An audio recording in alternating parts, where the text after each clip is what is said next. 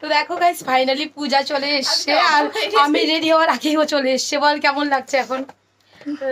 কি বলবো, কি বলছো বল কিছু। সত্যি মানে আমি তো জানতাম না, আমি দেখে অবাক হয়ে সত্যি? গেছি। বুঝতে সত্যি পারিস বুঝতে একটু? না। একটু বুঝতে পারিনি। Happy birthday. Thank you. এই যে ওর হাজবেন্ড। ওই হ্যাপি বার্থডে বল পূজাকে, তোর বউকে। অনেক রেগেছিল। ঘুমাইছিলাম দুপুরে এসে বলে কি ওই শোভা শোভা আমাদের বাড়ি চলে আসছে। হ্যাঁ আমি ঘুমাইছি। তো আমি বলে কি কে এলো, অসীম নাকি?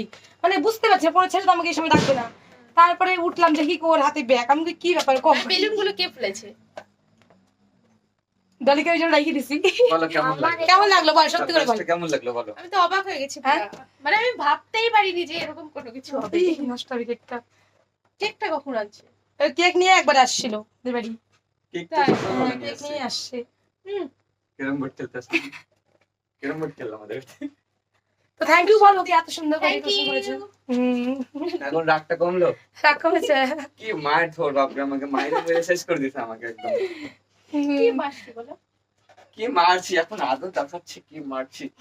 ও আমাকে মাইরে বলছে মেরে বলে দেখ না ও ভাবছে আমি বাড়ি কান্না করবো করে না, দিছে। আমাকে সেই মারতেছে।